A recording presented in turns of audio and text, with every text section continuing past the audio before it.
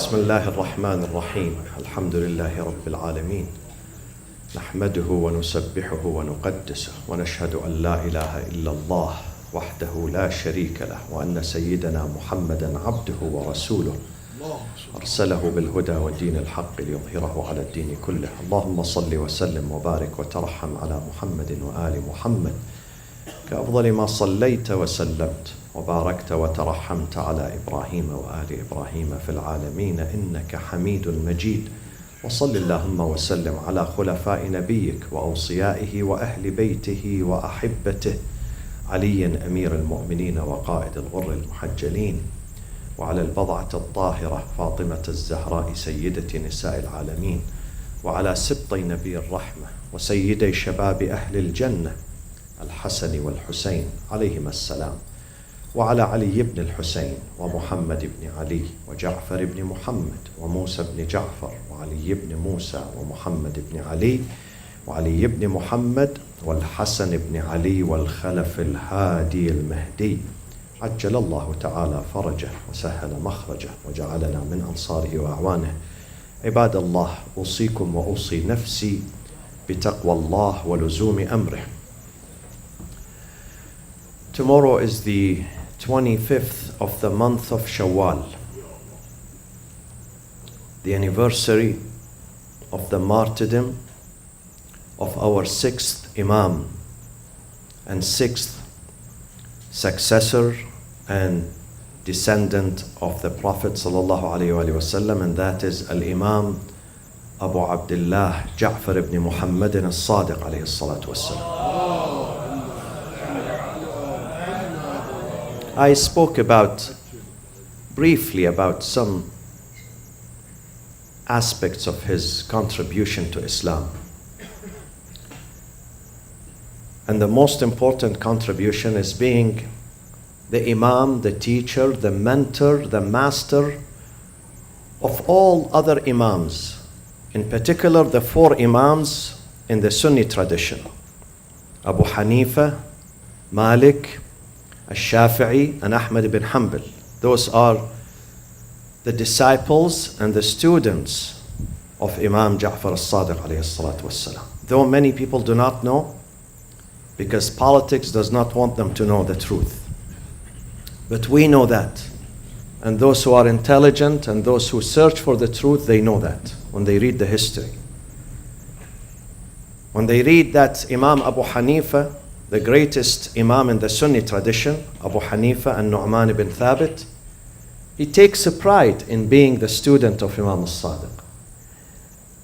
When they read about Imam Malik ibn Anas, the leader of the Maliki tradition, mostly in North Africa, when he says, the dearest, the closest mentor and teacher to my heart is this man who's the most pious, the most religious, the most learned, Ja'far ibn Muhammad al-Sadiq alayhi salatu wassalam.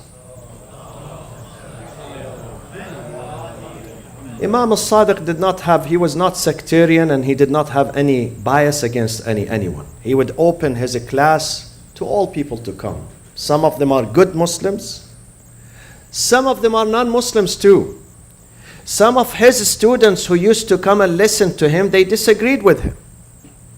But he would open his arms to people, because knowledge should not be reserved for a few people.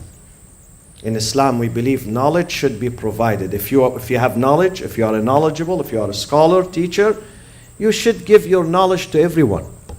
Do not withhold your knowledge from any person. Knowledge is a public gift. God has gifted you with intelligence, with knowledge. You have to give it to all. You cannot say, this is my group, my party, my nationality, I give him, and the other one I deprive him. That was the policy of Imam Al-Sadiq. Never to deprive anyone. Never to marginalize or exclude anyone from his school, Al-Jami' Al-Islamiyya in Medina, that he and his father established. So last night I spoke about him, and tonight briefly I'd like to tap into some of his wisdom. Ahlul Bayt are important to us, not because of their race, neither their blood or the skin of their color. Imam Al-Sadiq is important for me because of his piety and his intelligence and his wisdom and his knowledge. And therefore, I'm going to recite 2 hadiths narrated by him, by Imam Jafar Al-Sadiq alayhi salatu wassalam. The first hadith, he says, أصل الرجل عقله. The essence of every human is his aql, his reason. Do not judge people based on what they wear, their clothing, or where they live, or what type of car they drive. Neither judge them based on their cities, nationalities, languages, parents, or family. Never. When you want to judge someone and understand that person, look at his mind, brain. If the brain works, if he's really intelligent and he's using his intelligence to advance his cause, the cause of religion, then that man is important, even if you don't know the name of his father. This is how we should look at people. Don't look at people and judge them because he is my nationality. See, he speaks my language, so I incline towards him. Don't do that. Languages, colors, zip codes are irrelevant. What is really relevant is man's intelligence and man's brain, man's aql. This is important. His aql is important, and how much he is using, incorporating his aql in administrating his affairs. Is he really using his aql or not? When it comes to his relationship with his wife, his neighbors, his friends, he's brainless. Some people are brainless. Do you know that? Believe me. This is how we see them when they act with their families in the community. Brainless person. Sometimes God says, وَإِذَا رَأَيْتَهُمْ تُعْجِبُكَ أَجْسَامُهُم. Huge body, but little brain. So, أَصْلُ الرَّجُلِ, Imam says the origin of every person and the essence of every person, عَقْلُهُ. عَقْلُهُ. That is the biggest gift. Second, وَحَسَبُهُ دِينُهُ. Hasab means ancestry, lineage, family. We take a pride that I am Fulan, the son of Fulan, the son of Fulan. We all do the same. We are proud of our parents, aren't we? If I am wrong, tell me you are wrong. We are proud of our families, our family heritage, our family tree. Proud of that. I've seen some people, they are proud of their families, though their families are broken families. Not good, but he's still, out of ta'assub, prejudice, he's proud of his family. Imam Al-Sadiq says, your family is what? That you take a pride in it? Deenuhu. Deen means faith, and faith here means your commitment to God. The more you are committed to God, the more you are honorable. The more your background is great. It depends on your commitment to God. Don't say my family. Don't say I come from this family or that family. Don't even mention your family name. Don't mention your family name. It's about you. What did you do? You can't say to God, my father did this, my grandfather. God says, I'm asking you. I'm not asking your family.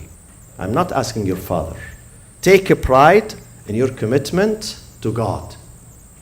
وَحَسَبُهُ دِينُهُ. And the third one, وَكَرَمُهُ. Karam here means his dignity, his honor is what? His money?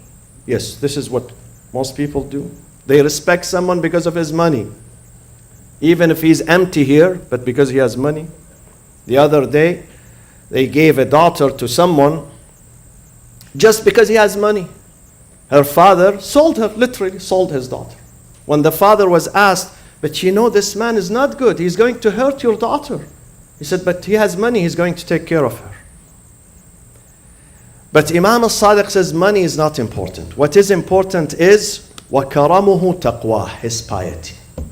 Piety. Your capital, your asset, رَأْسُ الْمَال that you have, your asset is what? Your piety. When you have piety, you have everything, believe me. When you don't have piety, millions of dollars are not going to help you. They are going to be curse on the person. Curse. Even if he's the biggest millionaire. وَكَرَمُهُ تَقْوَاهُ. And let me conclude with one sentence about our Imam, because we love him and we are his followers. And he has a private message to each and every one of us. This hadith is very popular. We have to memorize this hadith. When I say we are the followers of Imam Al-Sadiq. We are the followers of Ahlul Bayt. We are the followers of the Prophet sallallahu alaihi wasallam and his family, his noble family, the first family.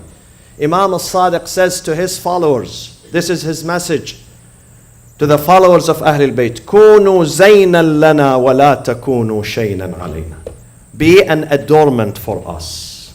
Be a plus for us. Be a credit for us. So when we look at you, we say those are good followers, good students, noble people. وَلَا تَكُونُوا شَيْنًا. Do not be a source of repulsion on us. Don't do that.